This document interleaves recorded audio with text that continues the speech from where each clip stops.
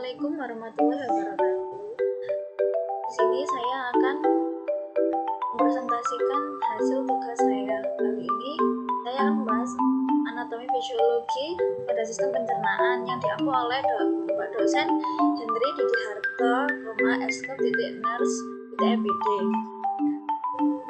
Sebelum itu, perkenalkan nama saya Maulidatul Hasanah dengan NRP 221-32604, Keramika Reguler 1 kelas B. Nah, apa sih sistem pencernaan itu? Pencernaan merupakan serangkaian jaringan yang memiliki fungsi untuk mencerna makanan, di mana makanan tersebut masuk ke dalam mulut kemudian berakhir di anus. Makanan tersebut akan diproses secara mekanik dan kimiawi. Nah, pada sistem pencernaan ini diciptakan secara khusus yang dapat mengubah makanan yang bentuknya kasar menjadi sederhana berupa nutrisi. Nutrisi inilah yang akan digunakan oleh tubuh untuk memproduksi energi hingga pertumbuhan dan perbaikan sel. Nah, di dalam sistem pencernaan itu ada mulut. Nah, mulut itu adalah pintu masuk utama sekaligus organ pencernaan pertama. Di dalam mulut terdapat dua tipe pencernaan, yaitu secara mekanik yang melibatkan gigi yang ada dalam mulut untuk mengunyah sekaligus menghancurkan makanan. Sedangkan pencernaan yang kedua yaitu secara kimiawi atau pemecahan makanan yang melibatkan air liur yang mengandung enzim amilase yang fungsinya untuk memecah karbohidrat. Di dalam mulut terdapat lidah yang berfungsi mendorong makanan menuju kerongkongan. Selanjutnya, sistem pencernaan kedua yaitu kerongkongan atau biasa disebut esofagus. Esofagus adalah saluran yang menghubungkan antara mulut dan lambung, terletak di antara tenggorokan dan lambung. Sebelum masuk ke lambung, makanan akan bergerak ke dalam kerongkongan dan dibantu dengan gerakan peristaltik.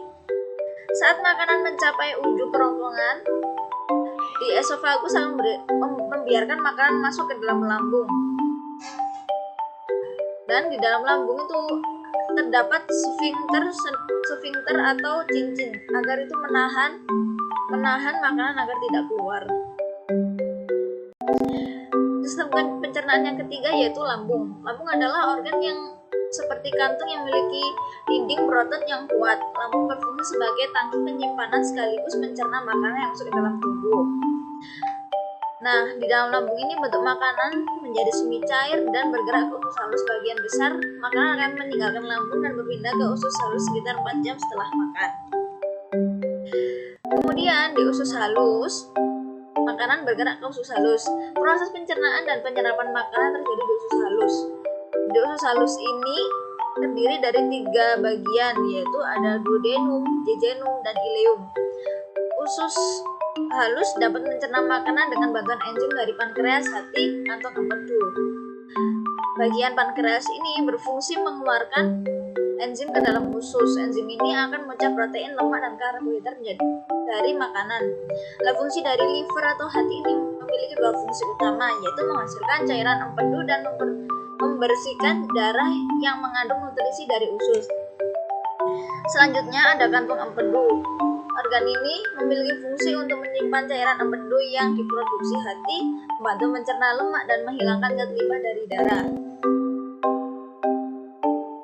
Yaitu selanjutnya ada usus besar. Usus besar letaknya mengelilingi usus halus. Organ ini mempunyai cecum dan rectum yang memiliki fungsi mengeluarkan air dan garam dari sisa makanan yang tidak tercerna dan mengubah limbah menjadi tinja. Adapun bagian-bagian usus besar antara lain ada cecum, yaitu tempat perpindahan makanan dari usus halus ke usus besar. Kemudian ada kolon ascendens, yang bagian usus besar yang bergerak naik terletak di kanan rongga perut. Kemudian ada kolon transversum, melintang dari arah kanan ke kiri di bagian atas rongga perut. Kemudian ada kolon descendens, bagian usus besar yang bergerak turun terletak di bagian atas rongga. Kemudian ada kolon sigmoid, yaitu usus besar yang berbentuk huruf S terhubung dengan rektum. Kemudian ada yang terakhir rektum, tempat berkumpulnya tinja atau feses sebelum dikeluarkan lewat anus. Kemudian organ sistem pencernaan yang terakhir yaitu anus. Anus adalah bagian terakhir dari saluran pencernaan. Nah, anus ini terdiri dari otot-otot dasar, panggul, dan dua sfinkter anal atau otot internal dan eksternal. Otot dasar panggul membentuk sebuah sudut antara rektum dan anus. Fungsinya untuk memberhentikan tinja keluar saat tidak ingin buang air besar.